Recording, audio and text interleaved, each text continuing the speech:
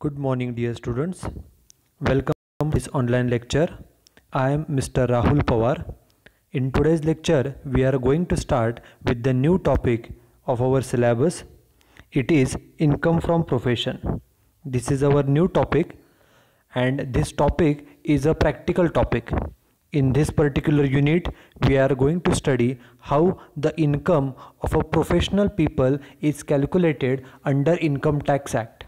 हा जो नवीन टॉपिक आहे इन्कम फ्रॉम प्रोफेशन हा एक प्रॅक्टिकल टॉपिक आहे आणि या टॉपिकमध्ये आपण एखादा प्रोफेशनल व्यक्ती असेल, उदाहरणार्थ एखादा डॉक्टर असेल, एखादा वकील असेल, एखादा चार्टर्ड अकाउंटंट असेल किंवा एखादा इंजिनियर असेल, आपण या लोकांना प्रोफेशनल पीपल असं म्हणतो.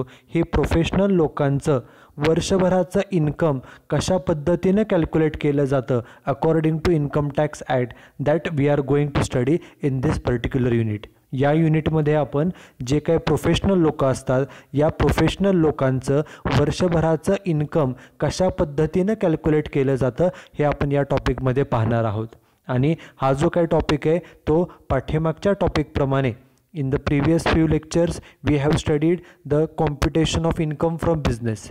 In the previous lectures we have studied the examples regarding the computation of income from business. पाठीमागच्या काही लेक्चर्समध्ये आपण एखाद्या बिझनेसचं इन्कम कशा पद्धतीने कॅल्क्युलेट केलं जातं ते आपण पाहिलेलं आहे. सेम त्याप्रमाणे या टॉपिकमध्ये देखील आपण एखाद्या प्रोफेशनल व्यक्तीचं इन्कम, प्रोफेशनल व्यक्तीचं उत्पन्न कशा पद्धतीने कॅल्क्युलेट केलं जातं हे आपण या टॉपिकमध्ये पाहणार आहोत. Okay, and in about the present lecture, in today's lecture we are going to see what is the meaning of profession, and at the end of this lecture we are going to study the format for computing the income from profession. आजच्या या लेक्चरमध्ये आपण profession म्हणजे काय, professional म्हणजे काय हे पाहणार आहोत आणि त्याचबरोबर इन्कम फ्रॉम प्रोफेशन हे कशा पद्धतीने कॅल्क्युलेट केलं जातं, एखाद्या प्रोफेशनल व्यक्तीचं इन्कम कशा पद्धतीने कॅल्क्युलेट केलं जातं, त्याचा फॉर्मॅट काय असतो, हा फॉर्मॅट देखील आपण या लेक्चरमध्ये पाहणार आहोत. So first we will start with the what is the meaning of profession. सर्वात पहिल्यांदा आपण प्रोफेशन म्हणजे काय हे न सुरुवात करूया. आपण डे टू डे लाईफमध्ये, in the day to day life we come across the various professional people. आपण रोजच्या आयुष्यभरामध्ये आपण वेगवेगळ्या प्रोफेशनल लोकांना भेटतो. For example we know the professional peoples like doctor.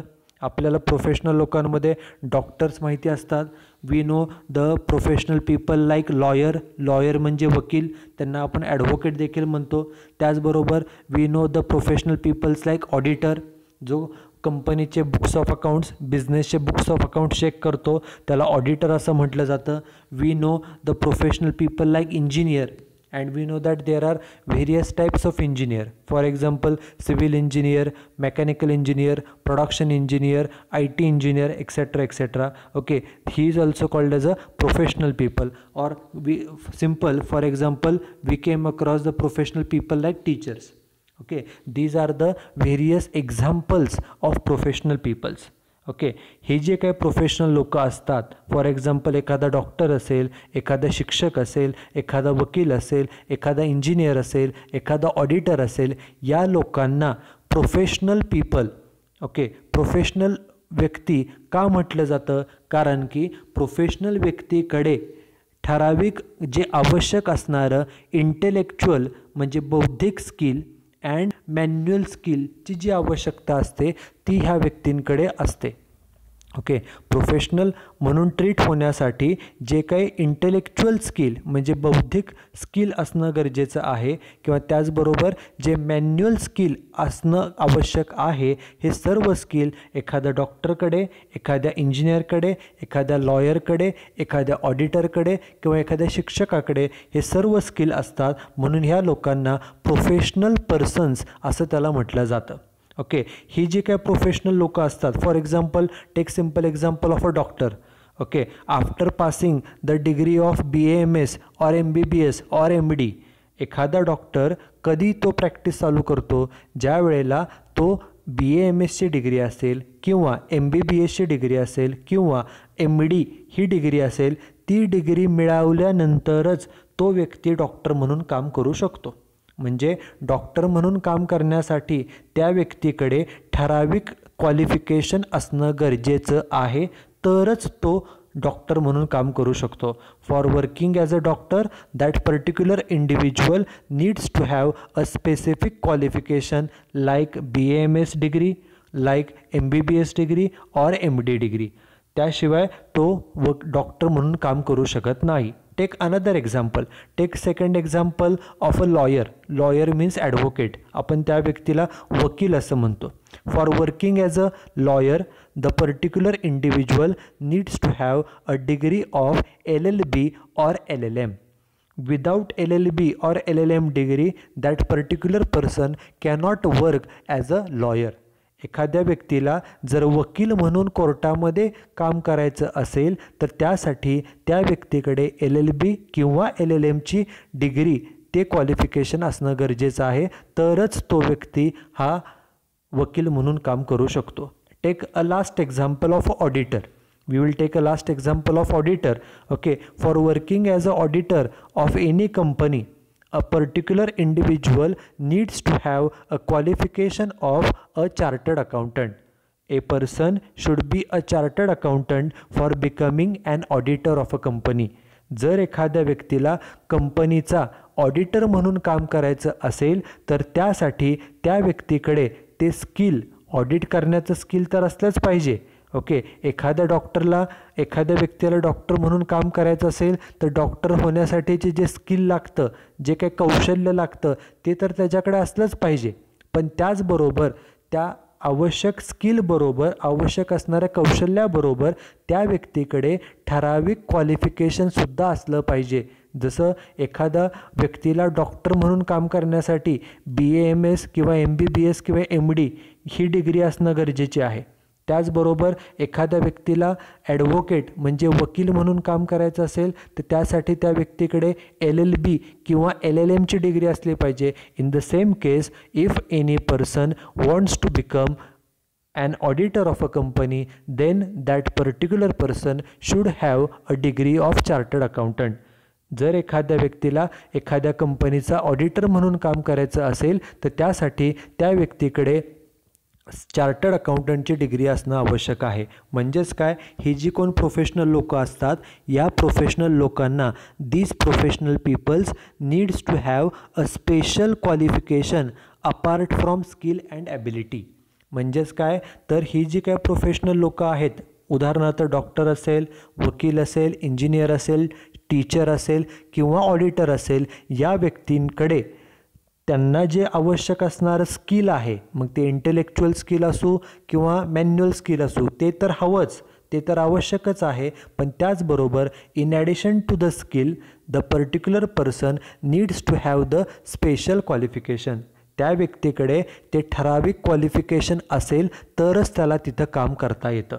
Okay, उदाहरणार्थ एखादा शिक्षक असेल, शिक्षक म्हणून जर तुम्हाला एखाद्या शाळेवरती काम करायचं असेल किंवा कॉलेजवरती काम करायचं असेल, if any individual wants to work as a teacher in a school or teacher in a college, then that particular person needs to have a qualification of B.Ed or CET-NET.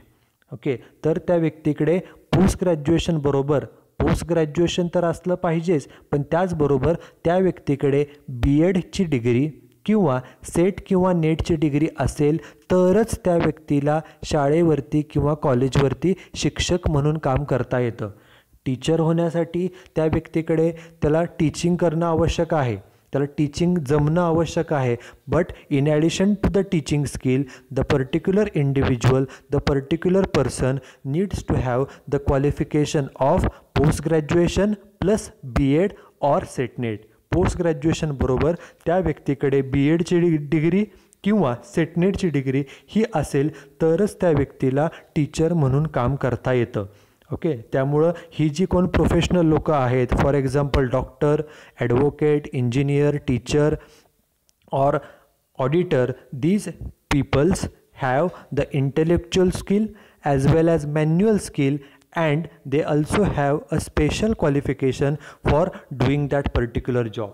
त्यामुळे हे जी कोण प्रोफेशनल लोक असतात या professional लोकांकडे जे आवश्यक असणारं बौद्धिक क्षमता आहे, इंटेलेक्च्युअल स्किल आहे किंवा मॅन्युअल स्किल बरोबर त्या व्यक्तींकडे आवश्यक असणारं जे काय क्वालिफिकेशन आहे ते सुद्धा त्यांच्याकडे असतं. आणि या प्रोफेशनल लोकांचं इन्कम कशा पद्धतीने कॅल्क्युलेट केलं जातं हे आपण या टॉपिकमध्ये पाहणार आहोत. ओके, आता प्रिव्हियस टॉपिकमध्ये आपण इन्कम फ्रॉम बिझनेस पाहिलेलं आहे.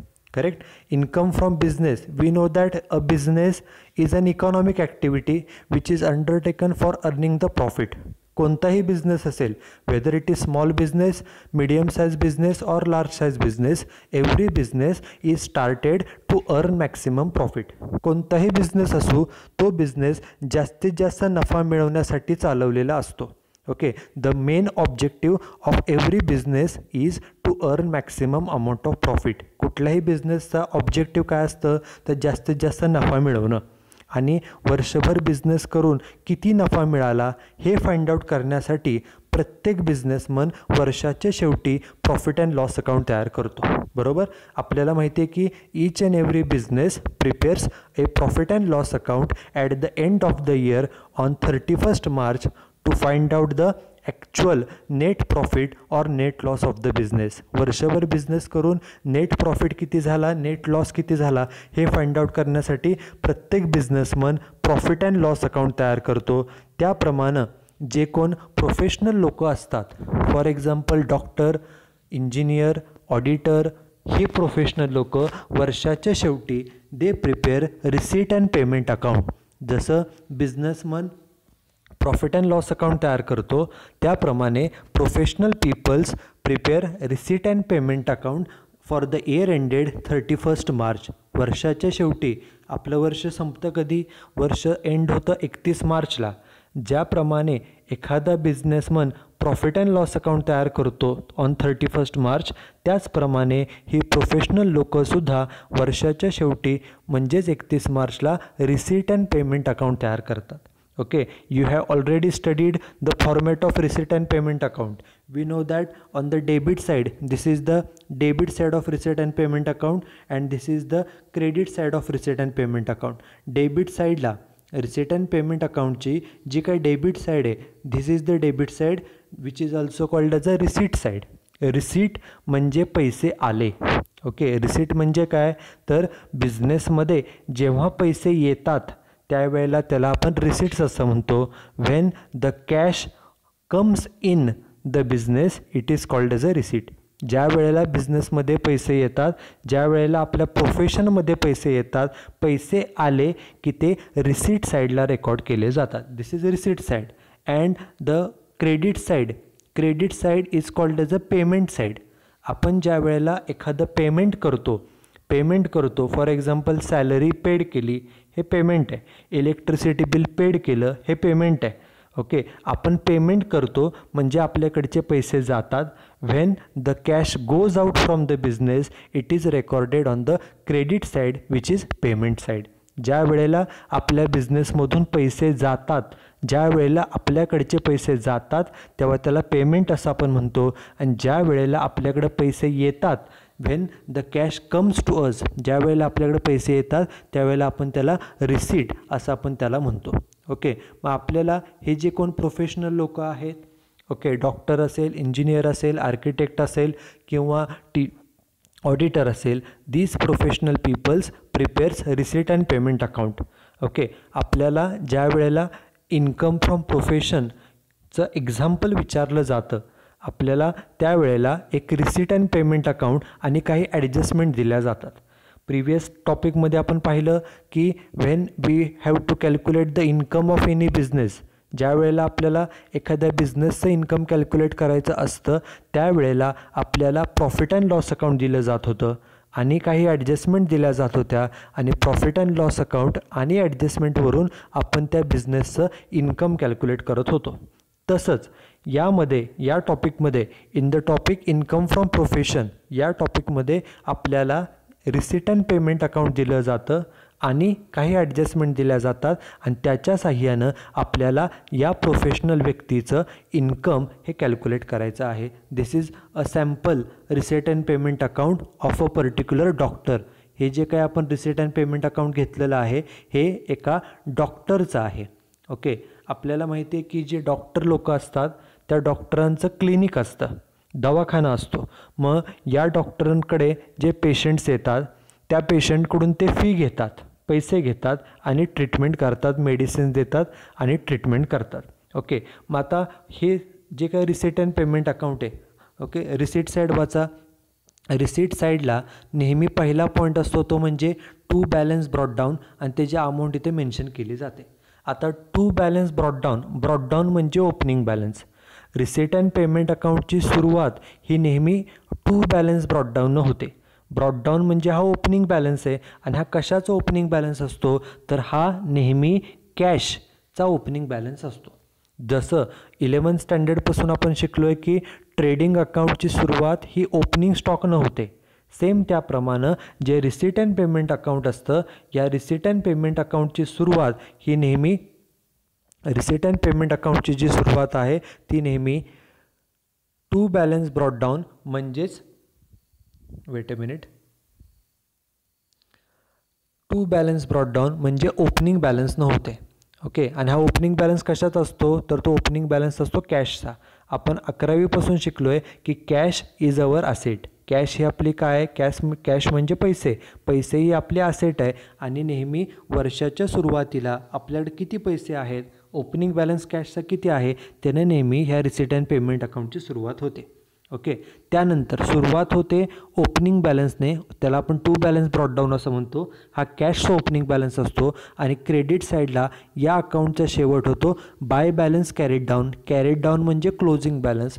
क्लोजिंग बॅलन्स म्हणजे वर्षाच्या शेवटी, वर्षाच्या अखेरीला आपल्याकडे किती कॅश शिल्लक आहे ते तर नेहमी ह्या रिसीट अँड पेमेंट अकाउंटचा शेवट होतो. सुरुवात होते ओपनिंग बॅलन्सने, डेबिट साईडला ओपनिंग बॅलन्स रेकॉर्ड केला जातो आणि क्रेडिट साईडचा शेवट हा नेहमी क्लोजिंग बॅलन्सनं, म्हणून त्याला बाय बॅलन्स कॅरीड डाऊन असं म्हटलं जातं. त्यामुळं हे जे काही रिसीट अँड पेमेंट अकाउंट आहे it is similar to the cashbook. जे आपण कॅशबुक तुम्ही शिकलेलं आहात 11th स्टँडर्डमध्ये, कॅशबुकची सुरुवात ओपनिंग बॅलन्स नव्हते आणि कॅशबुकचा शेवट हा क्लोजिंग बॅलन्स नव्हतो. Receipt and payment account is similar to cashbook. हे जे काही रिसीट अँड पेमेंट अकाउंट आहे ते कॅशबुकसारखंच आहे. आता आपण पहिल्यांदा रिसीट साईड बघूया. मगाशी सांगितल्याप्रमाणे हे रिसीट अँड पेमेंट अकाउंट कुणाचं आहे तर एका डॉक्टरचं आहे.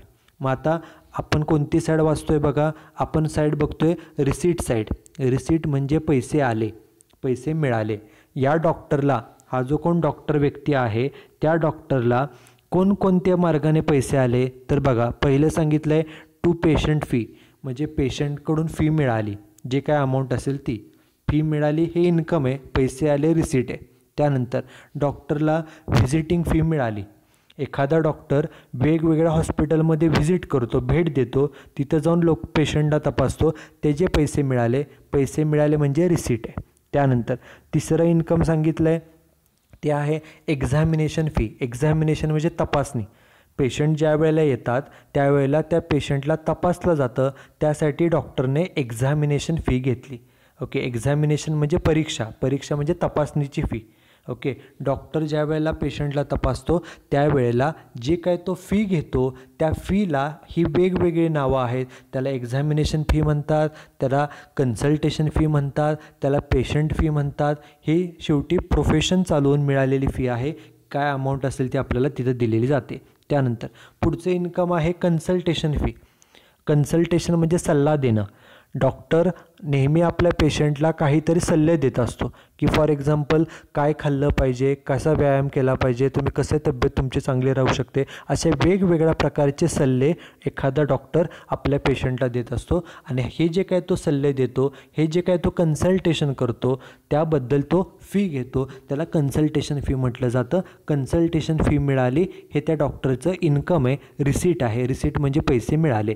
त्यानंतर पुढं सांगितलं आहे की हाऊस रेंट मिळालं, घराचं रेंट. आता हे घराचं रेंट आहे. मग घराचं रेंट आहे म्हणजे हे प्रोफेशनचं आहे का घरगुती पर्सनल आहे तर घराचं रेंट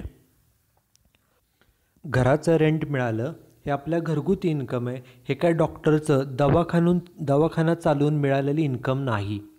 ओके, हे घराचं इन्कम आहे, घरापासून मिळालेलं. त्यानंतर पुढचं इन्कम जे डॉक्टरला मिळाले ते आहे डिव्हिडंड रिसिव्ड.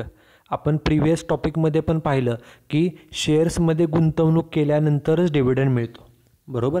त्यानंतर पुढचं इन्कम जे डॉक्टरला मिळाले ते आहे इंटरेस्ट रिसिव्ड. डॉक्टरला व्याज मिळालं. व्याज कधी मिळतं? आपण जर बँकेमध्ये काही इन्व्हेस्टमेंट केली, जर गव्हर्मेंट सिक्युरिटीमध्ये इन्व्हेस्टमेंट केली, पोस्ट ऑफिसमध्ये इन्व्हेस्टमेंट केली किंवा डिबेंचरमध्ये इन्व्हेस्टमेंट केली तर आपल्याला व्याज मिळतं, इंटरेस्ट तरच आपल्याला मिळतं. हे इंटरेस्ट मिळाले डॉक्टरला. त्यानंतर फॉर एक्झाम्पल डॉक्टरला लॉटरी प्राईज मिळालं, एखादी लॉटरीचं तिकीट होतं त्यावरती पैसे मिळाले, त्याचं बक्षीस मिळालं, ती आपल्याला अमाऊंट दिली जाते. आणि सगळ्यात शेवटी एखादं इन्कम म्हणजे ॲग्रिकल्चरल इन्कम. एखाद्या डॉक्टरचं समजा त्याची शेतीसुद्धा आहे, त्यातून काही इन्कम मिळालं. आपल्याला जे रिसीट साईड आहे, on the receipt side we are given the various incomes received by the doctor. त्या व्यक्तीला कोणकोणते इन्कम मिळाले ते सर्व इन्कम आपल्याला रिसीट साईडला दिले जातात.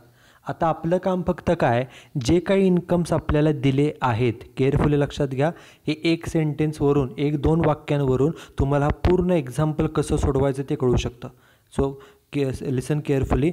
जे काही आपल्याला इन्कम्स इथं दिलेले आहेत, या इन्कमपैकी कोणतं इन्कम हे प्रोफेशनचं आहे तेवढंच फक्त आपल्याला फाइंड आउट करायचं आहे. प्रोफेशन चालवून म्हणजे हा व्यक्ती डॉक्टर आहे म्हणजे त्या व्यक्तीचा दवाखाना असणार, बरोबर.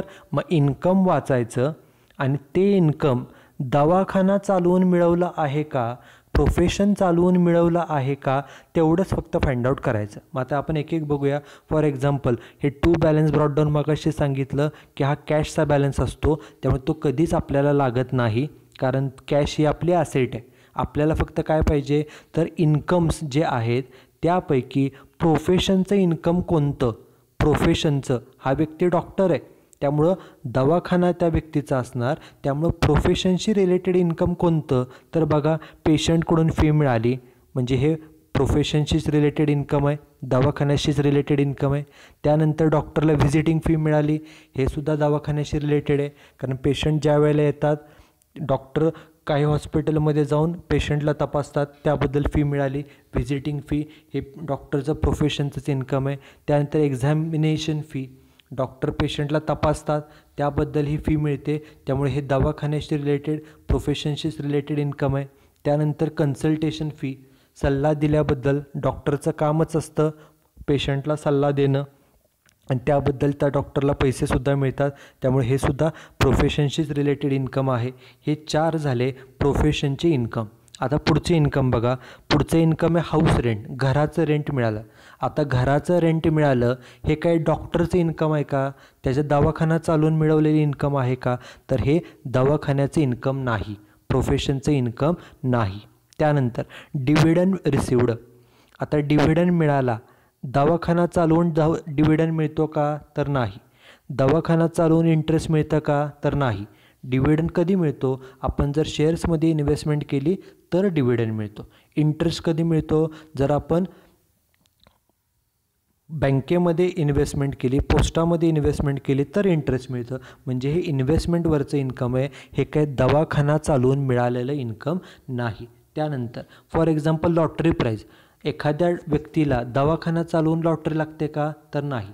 लॉटरीचे बक्षीस मिळाले हे पर्सनल आहे, याचा आणि दवाखान्याचा काही संबंध नाही. म्हणजे हे सुद्धा दवाखान्याचं म्हणजेच प्रोफेशनचं इन्कम नाही.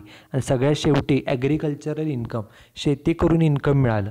आता हे सुद्धा दवाखाना चालवून पैसे मिळवलेत का तर नाही, हे शेतीचं इन्कम आहे, हे काही दवाखान्याचं म्हणजेच प्रोफेशनचं इन्कम नाही. त्यामुळं आपल्याला जे काही वेगवेगळे इन्कम दिले जातात त्यापैकी आपलं पहिलं काम फक्त एवढंच असतं की यापैकी प्रोफेशनचे इन्कम कोणते. उदाहरणार्थ पेशंट फी हे एक इन्कम आहे, व्हिजिट फी एक आहे, एक्झामिनेशन फी आणि कन्सल्टेशन फी. बाकीचे सगळे एकसुद्धा प्रोफेशनचे इन्कम नाही. त्यामुळं आपण पहिल्यांदा काय करायचं, दिलेल्या इन्कमपैकी प्रोफेशनचे इन्कम कोणते तेवढे फक्त शोधून काढायचे. आता त्याचप्रमाणे क्रेडिट साईडला, पेमेंट साईडला आपल्याला वेगवेगळे एक्सपेन्सेस दिले असतात. एक्सपेन्सेस दिले जातात त्यापैकी प्रोफेशनचे एक्सपेन्सेस कोणते तेवढेच फक्त शोधून काढायचे. मगाशी आपण काय केलं, जे इन्कम्स होते डेबिट साईडला त्यापैकी प्रोफेशनचे कोणकोणते इन्कम्स हे शोधून काढलं. तसंच आता पेमेंट साईडला जे जे एक्सपेन्सेस असतात, पेमेंट जे आपण केलेलं आहे त्यापैकी प्रोफेशनशी रिलेटेड कोणतं पेमेंट आहे तेवढं फक्त शोधून काढायचं. आता मगाशी सांगितलं की हे रिसिट अँड पेमेंट अकाउंट जे आहे हे कुणाचं आहे, तर एका डॉक्टरचं आहे. मग डॉक्टर आहे म्हणजे त्या डॉक्टरचं एखादा दवाखाना असतो, एखादं क्लिनिक असतं. मग आता हा विचार करायचा की हा व्यक्ती डॉक्टर आहे, या व्यक्तीचा दवाखाना आहे, त्यामुळं तो विचार करून आपण एक एक पेमेंट वाचायचं आहे, एक एक खर्च वाचायचं आहे आणि तो खर्च त्या व्यक्तीच्या दवाखान्याशी रिलेटेड आहे का, प्रोफेशनशी रिलेटेड आहे का, एवढा फक्त आपल्याला विचार करावा लागणार आहे. त्यामुळे आता पहिल्यांदा आपण काय करूया, एक एक पेमेंट वाचूया आणि ते पेमेंट प्रोफेशनशी रिलेटेड म्हणजे दवाखान्याशी रिलेटेड आहे का हे आपण पहिल्यांदा पाहणार आहोत. बघा, पहिला खर्च काय, परचेस ऑफ मेडिसिन्स खरेदी केल्या.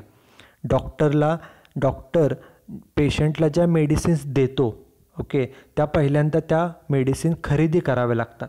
त्यामुळं डॉक्टरनं मेडिसिन्स खरेदी केल्या तर हा प्रोफेशनचाच खर्च आहे. त्यानंतर पुढचा खर्च आहे क्लिनिक रेंट, दवाखान्याचं रेंट पेड केलं. आता डॉक्टर आहे म्हणजे त्या डॉक्टरसाठीला दवाखाना लागणार, दवाखाना स्वतःचा नसेल तो रेंटवर घ्यावा लागतो, त्यामुळे रेंट पेड केलं, हा दवाखान्यासाठीचाच खर्च आहे, प्रोफेशनसाठीचाच खर्च आहे. त्यानंतर पुढचा खर्च आहे सॅलरी टू स्टाफला पगार दिला. दवाखान्यामध्ये फक्त डॉक्टर असून चालत नाही, तर डॉक्टरबरोबर एक दोन व्यक्ती तिथं डॉक्टरला मदत करण्यासाठी स्टाफ लागतो, त्यांना पगार द्यावा लागतो, हा सुद्धा खर्च प्रोफेशनसाठीचाच खर्च आहे. त्यानंतर पुढचा खर्च आहे फॉर एक्झाम्पल स्टेशनरी, डॉक्टरला पेशंटला फाईल द्यावी लागते, त्यामध्ये काही प्रिस्क्रिप्शनचे पेजेस द्यावे लागतात, काही पेन्स, पेन्सिल हे सर्व साहित्य लागतं. त्यामुळे डॉक्टर असो म्हणजे एखादा प्रोफेशनल व्यक्ती असो किंवा बिझनेसमन असो, त्याला स्टेशनरीवरती काही खर्च करावा लागतो, हा प्रोफेशनचाच खर्च आहे. त्यानंतर पुढचा खर्च आहे इलेक्ट्रिसिटी बिल किंवा टेलिफोन बिल. ओके, दवाखान्यामध्ये इलेक्ट्रिसिटी लागते, लाईट लागते, त्यामुळे लाईट बिल भरावं लागतं, तसंच टेलिफोन बिल भरावं लागतं. हा सुद्धाच जसं बिझनेसला लाईट बिलचा खर्च येतो, टेलिफोन बिलचा खर्च येतो, तसंच प्रोफेशनल व्यक्तीला देखील लाईट बिलचा खर्च करावा लागतो, टेलिफोन बिलचा देखील खर्च करावा लागतो. आता हे जे सर्व आत्ता आपण खर्च वाचले हे सर्व खर्च प्रोफेशनचे आहेत, दवाखान्याशी रिलेटेड आहेत, प्रोफेशनशी रिलेटेड आहेत. आता पुढचे खर्च बघा, पुढचा खर्च आहे ड्रॉइंग. ओके, आता ड्रॉइंग म्हणजे काय, तर जो कोण व्यक्ती आहे, ओके, डॉक्टर व्यक्ती असेल, त्या डॉक्टर व्यक्तीनं समजा दवाखान्यातील काही वस्तू किंवा पैसे जर पर्सनल यूजसाठी घरी नेल्या, खाजगी वापरासाठी, पर्सनल यूजसाठी, तर आपण त्याला ड्रॉइंग असं म्हणतो. आणि आपल्याला पहिल्यापासून आपण शिकलो आहे की ड्रॉइंग हे नेहमी पर्सनल कामासाठी असतं, हा काय प्रोफेशनचा खर्च नाही. ड्रॉइंग हे नेहमी खाजगी असतं आणि खाजगी गोष्टी आहेत ह्या पर्सनल आहे आणि पर्सनल गोष्टी आपण नेहमी डिसअलाउड करतो, कारण हे बिझनेसचं नाही किंवा प्रोफेशनचं नाही, त्यामुळे हे प्रोफेशनशी रिलेटेड नाही, प्रोफेशनचा खर्च नाही. पुढचा खर्च आहे स्कूल फी पेड, शाळेची फी पेड केली. आता सांगा, हा व्यक्ती डॉक्टर आहे, या डॉक्टर व्यक्तीनं समजा शाळेची फी पेड केली, म्हणजे मुलाच्या शाळेची फी, मुलीच्या शाळेची फी किंवा घरातल्या कोणाची तरी शाळेची फी पेड केली. हा दवाखान्याचा खर्च आहे का, प्रोफेशनशी रिलेटेड खर्च आहे का, तर हा प्रोफेशनचा खर्च नाही, तर हा आपला घरगुती खर्च आहे, हा प्रोफेशनचा खर्च नाही. त्याचबरोबर पुढचा खर्च आहे for example furniture purchased, furniture खरेदी केलं, हा खर्च आहे का ही असेट आहे, तर फर्निचर इज अवर असेट, हा काय खर्च नाही आहे, त्यामुळे ही असेट आहे, त्यामुळे ती आपल्याला घ्यावी लागत नाही. आपण फक्त काय करायचं असतं, तर जे काही पेमेंट आपल्याला दिलेले आहेत त्यापैकी प्रोफेशनचे पेमेंट कोणते तेवढेच फक्त आपल्याला शोधून काढावे लागतात.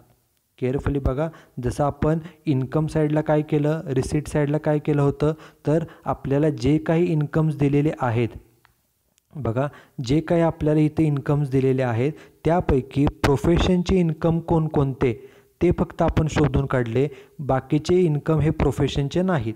तसंच जे क्रेडिट साईडला वेगवेगळे पेमेंट दिलेले आहेत त्यापैकी जे जे प्रोफेशनचे पेमेंट आहेत, प्रोफेशनशी रिलेटेड खर्च आहेत तेवढे फक्त आपण शोधून काढले, बाकीचे प्रोफेशनचे खर्च नाहीत. आणि शेवटी काय करायचं, हे जे काही रिसीट अँड पेमेंट अकाउंट आपल्याला दिलेलं आहे त्याचबरोबर काही ॲडजस्टमेंट दिल्या जातात आणि त्याच्यावरून आपण बिझनेसचं इन्कम कसं कॅल्क्युलेट करायचं. This is the format for computing the income from profession. एखाद्या प्रोफेशनचं इन्कम कशा पद्धतीने कॅल्क्युलेट केलं जातं तर त्यासाठीचा हा फॉर्मॅट आहे. उदाहरणार्थ समजा एखादा व्यक्ती डॉक्टर आहे, उदाहरणार्थ डॉक्टर राजेश आपण घेऊया, तर त्या व्यक्तीचं नाव पहिल्यांदा लिहिलं जातं. सेम बिझनेसचा जो टॉपिक होता previous topic income from business, त्याचप्रमाणे हा फॉर्मॅट आहे. पहिल्यांदा व्यक्तीचं नाव, ज्या व्यक्तीचं आपण इन्कम कॅल्क्युलेट करतो त्या व्यक्तीचं नाव. सेकंड लाईनला computation of income from profession, आपण प्रोफेशनचं इन्कम कॅल्क्युलेट करतो आहे हे सेकंड लाईनला मेन्शन करायचं. आणि थर्ड लाईनला for AY for assessment year 2021, जे काही असेसमेंट इयर असेल ते तिथं मेन्शन करावं लागतं, जे आपल्याला एक्झाम्पलमध्ये ऑलरेडी दिलेलं असतं. ओके, या 3 गोष्टी मेन्शन करायच्या. सगळ्यात पहिल्यांदा कोणत्या व्यक्तीचं आपण इन्कम कॅल्क्युलेट करतो आहे त्या व्यक्तीचं नाव, हे पहिलं. दुसरं computation of income from profession, आपण इन्कम फ्रॉम प्रोफेशन कॅल्क्युलेट करतो हे मेन्शन करायचं. आणि थर्ड लाईनला कोणत्या वर्षाचं, तर फॉर असेसमेंट इयर 2021 2020-21 हे मेन्शन करावं लागतं. या 3 गोष्टी मेन्शन करायच्या आणि नंतर तो फॉर्मॅट जो आहे इन्कम फ्रॉम प्रोफेशन कॅल्क्युलेट करण्याचा तो आपल्याला ड्रॉ करावा लागतो. त्यामध्ये एकूण 2च कॉलम असतात, एक पर्टिक्युलर्स आणि दुसरा म्हणजे अमाऊंट इन रुपीज. एवढे 2च कॉलम आपल्याला तयार करावे लागतात. पहिला कॉलम म्हणजे पर्टिक्युलर्स आणि सेकंड कॉलम म्हणजे अमाऊंट इन रुपीज. आता प्रोफेशनल व्यक्तीचं जे काय आपण इन्कम कॅल्क्युलेट करणार आहोत त्यासाठी फक्त 2 स्टेप्स आहेत. पहिली स्टेप आहे ते म्हणजे सुरुवातीला हेडिंग द्यायचं ए प्रोफेशनल इन्कम्स. इन्कम्स म्हणजेच रिसीट, हे पहिले हेडिंग द्यायचं, त्याला ए म्हणायचं, ए प्रोफेशनल इन्कम्स, आणि त्या हेडिंगला अंडरलाईन करायचं. आणि या हेडिंगखाली कोणकोणते इन्कम घ्यायचे तर लक्षात घ्या, जे इन्कम आपल्याला बघा ही रिसीट साईड होती, हे वेगवेगळे इन्कम्स होते. या इन्कम्सपैकी जे प्रोफेशनचे इन्कम्स आहेत, प्रोफेशनशी रिलेटेड इन्कम्स आहेत तेवढेच फक्त इथं लिहायचे आणि त्याचे अमाऊंट आउटर कॉलमला अमाऊंट कॉलममध्ये लिहायचे. आपल्याला वेगवेगळे इन्कम दिलेले असतात, त्यापैकी काही प्रोफेशनचे इन्कम असतात, काही प्रोफेशनचे इन्कम नसतात. आपलं काम काय तर दिलेल्या इन्कमपैकी जे काही इन्कम्स आपल्याला एक्झाम्पलमध्ये दिलेले आहेत, बघा जे काही इन्कम्स आपल्याला एक्झाम्पलमध्ये इथं दिलेले आहेत त्यापैकी प्रोफेशनचे कोणकोणते तेवढे फाइंड आउट करायचे आणि प्रोफेशनचे कोणते नाहीत ते फक्त फाइंड आउट करायचे. आणि जे प्रोफेशनचे इन्कम आहेत, प्रोफेशनशी रिलेटेड इन्कम आहेत तेवढेच फक्त इथं लिहिले जातात. उदाहरणार्थ बघा, हा व्यक्ती डॉक्टर आहे, मग या डॉक्टरला जे इन्कम मिळतं त्यापैकी प्रोफेशनचं इन्कम कोणतं तर कन्सल्टेशन फी. डॉक्टरनं पेशंटला सल्ला दिला, कन्सल्टेशनमध्ये सल्ला दिला, त्याचे पैसे मिळाले, प्रोफेशनचे इन्कम आहे. पुढचं income professional fees. Okay, profession चालवून मिळालेली फी, नावात सांगितलं की हे प्रोफेशनचं आहे त्यामुळे हे प्रोफेशनचं इन्कम आहे. डॉक्टरने मेडिसिन्स विकून पैसे मिळाले, मेडिसिन विकणं डॉक्टरचं काम आहे त्यामुळे पैसे मिळाले, हे प्रोफेशनचं इन्कम. व्हिजिटिंग फी, डॉक्टर वेगवेगळ्या हॉस्पिटलमध्ये जातात, भेट देतात, तिथून पैसे मिळतात, हे डॉक्टरी पेशाशी रिलेटेडच इन्कम आहे. त्यानंतर गिफ्ट फ्रॉम पेशंट. ओके, एखाद्या डॉक्टरने पेशंटला चांगली ट्रीटमेंट दिल्याबद्दल पेशंट काय गिफ्टसुद्धा देतात, बक्षीस देतात, गिफ्ट देतात, त्यामुळे हे चांगली सर्व्हिस दिली, चांगली ट्रीटमेंट दिली, म्हणजे थोडक्यात हे दवाखान्याशी रिलेटेड प्रोफेशनशी रिलेटेडच इन्कम आहे, त्यामुळे हे सुद्धा प्रोफेशनल इन्कम. आपल्याला जे काही इन्कम्स दिलेले असतात, ओके, जे काही रिसीट्स दिलेले असतात, जे काही इन्कम्स दिलेले असतात त्यापैकी प्रोफेशनचे जेवढे इन्कम्स आहेत तेवढेच फक्त आपल्याला इथं लिहावे लागतात. म्हणून आपलं हेडिंगच काय बघा, आपण हेडिंगच देतो ए प्रोफेशनल इन्कम्स.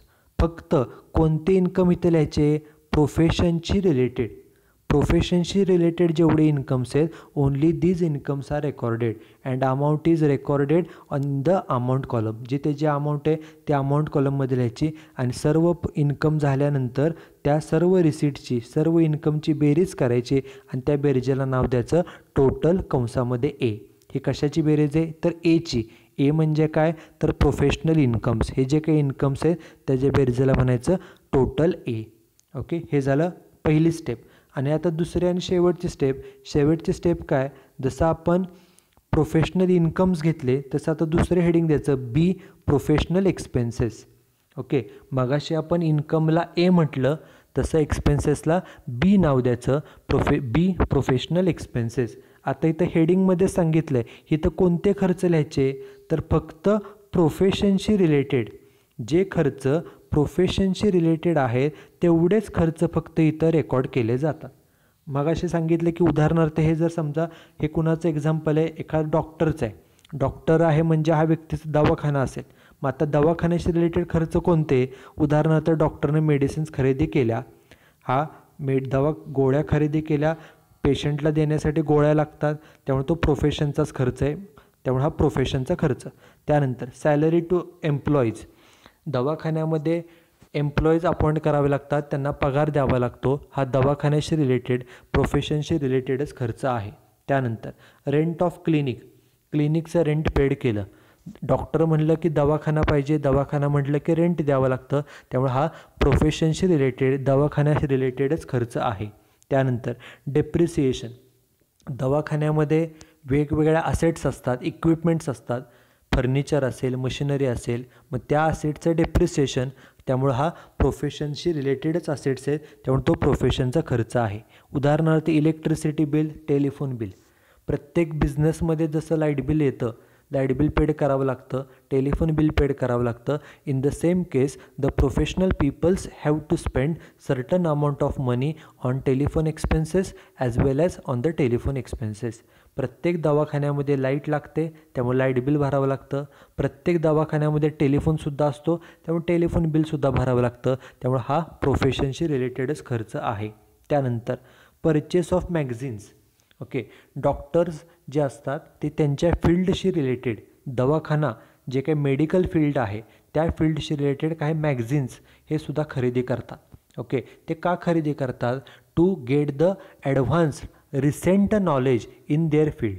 ओके, त्यांच्या क्षेत्रामध्ये जे काही नवीन नॉलेज आहे, नवीन जे काही इन्व्हेन्शन्स आहेत याची माहिती होण्यासाठी ही डॉक्टर असेल, ॲडव्होकेट असेल, चार्टर्ड अकाउंटंट असेल किंवा एखादा इंजिनियर असेल, ही लोकं काही मॅगझिन्स हे खरेदी करतात.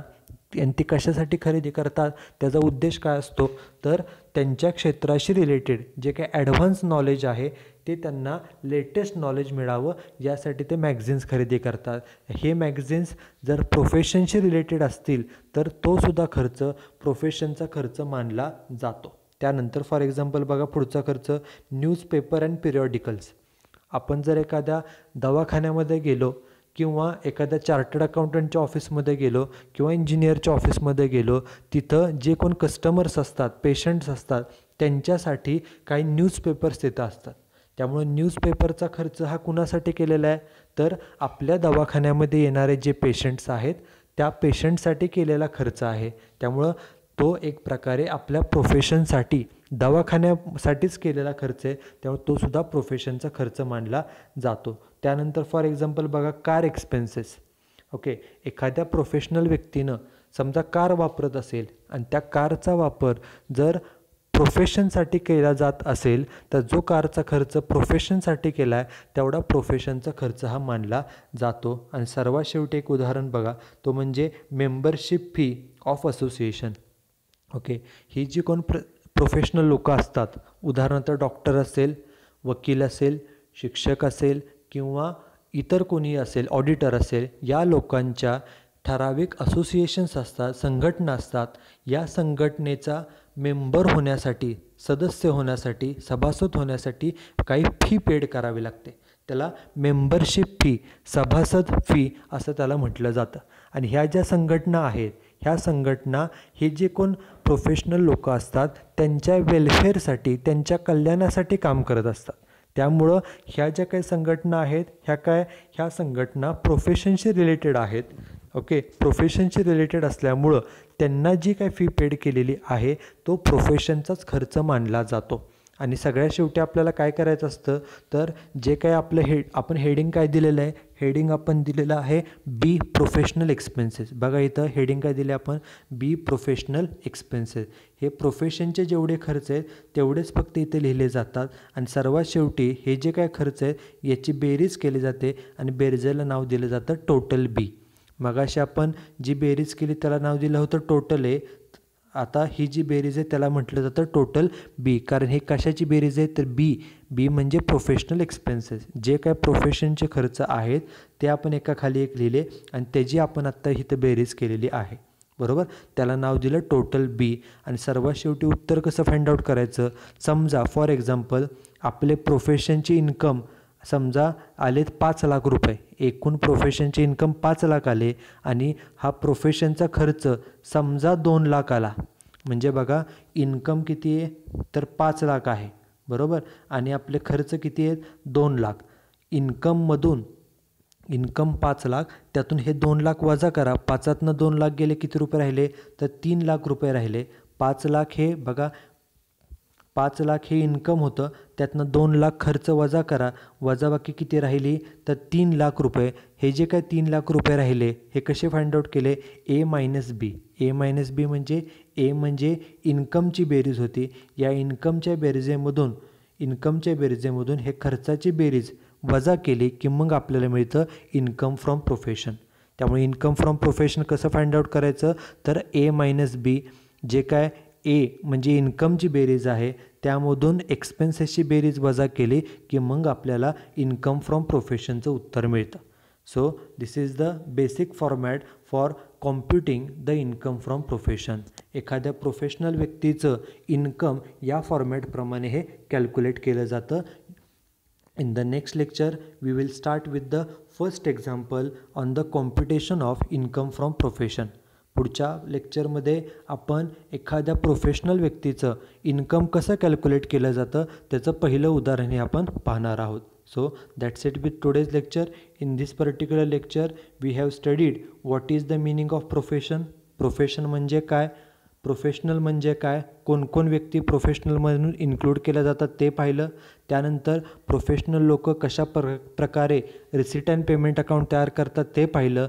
And just we have seen the format of computing the income from profession.